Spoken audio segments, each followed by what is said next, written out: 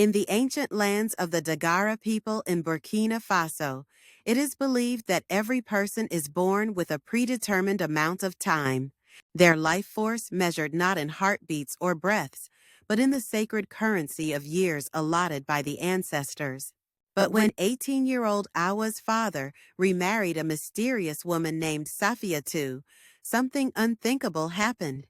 Using forbidden temporal magic known only to the darkest practitioners, Safiatou stole 20 years from Awa's lifespan to extend her own youth and beauty. Now Awa is aging at a terrifying rate, her young body withering into that of an elderly woman while Safiatou grows younger. With only months left before her stolen time runs out completely, Awa must discover the secret of temporal magic.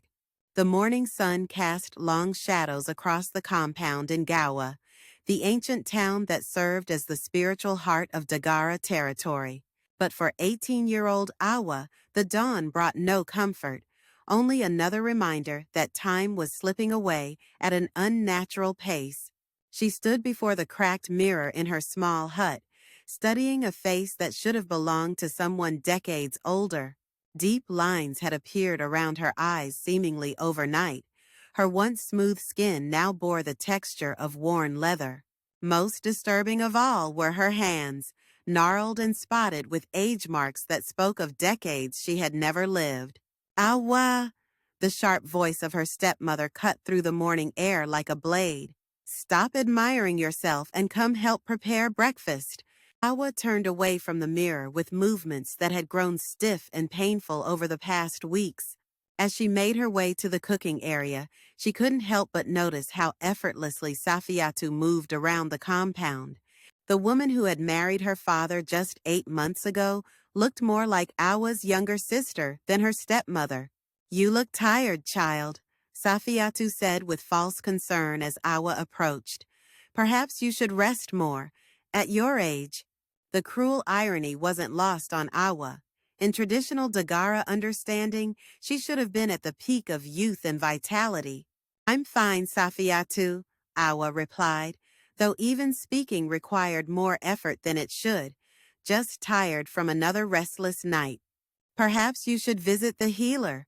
This condition of yours seems to be getting worse, her stepmother mused, stirring the millet porridge.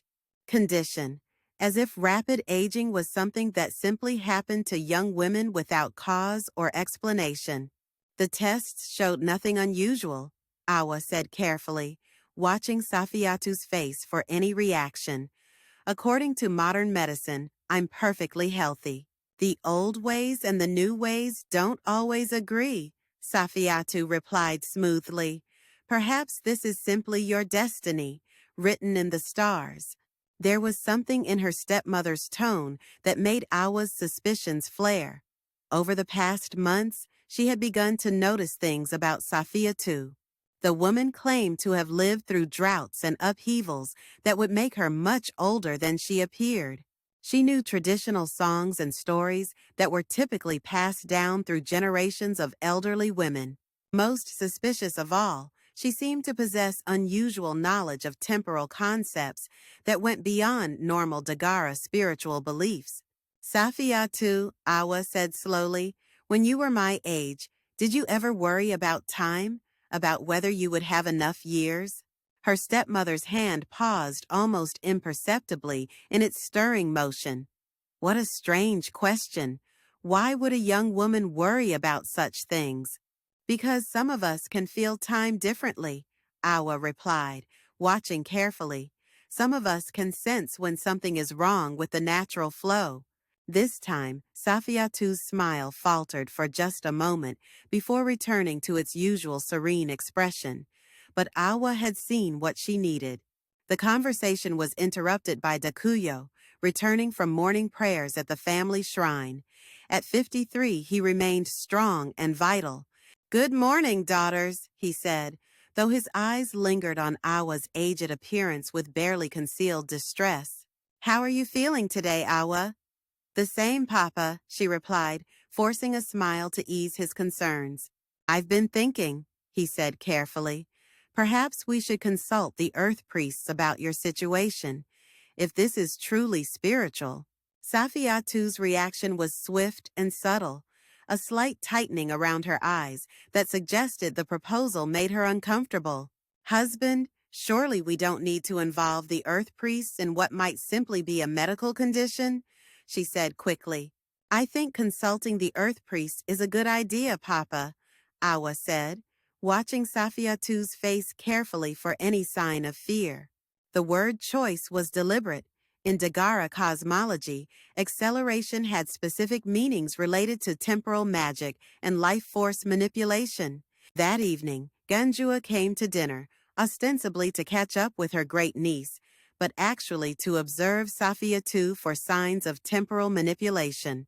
At 94, Ganjua had lived through colonial occupation, independence, political upheaval, but maintained connections to spiritual practices that predated written history. The meal proceeded normally on the surface, but Ganjua's eyes never left Safiatou, studying her movements with the intensity of someone reading spiritual text. It was during the serving of evening tea that Ganjua's sharp intake of breath told Awa everything she needed to know. Safiatou, you seem remarkably vibrant for someone of your age. What is your secret for maintaining such youthful energy? Good genes, I suppose, Safiatou replied with her usual serene smile. And the wisdom to live each day fully instead of worrying about time. We all have exactly the amount of time that fate has allocated to us, though some people are better at making use of their allotment. This time, Safiatou's mask slipped visibly, her eyes sharpened with something that might have been threat or warning. Later that night, after Ganjua had returned home, Awa lay listening to the compound settling into rest, her mind racing with implications. The evidence was clear. Safiatou was using dark magic to steal years from Awa's lifespan, extending her own youth at the cost of her stepdaughter's life. She needed to catch Safiatou in the act of performing the magic that was stealing her life away, but doing so would require remaining conscious during the theft. As she planned her surveillance, Awa couldn't help but wonder how much time she had left. The aging process was accelerating rapidly. But even as despair threatened, Awa drew strength from her great-aunt's willingness to help and her own Dagara courage and wisdom. Tomorrow, she would begin her campaign to expose Safiatou's dark magic and reclaim the decades that had been stolen from her. The battle for her life and her time was about to begin in earnest. The race against time had become a race for survival.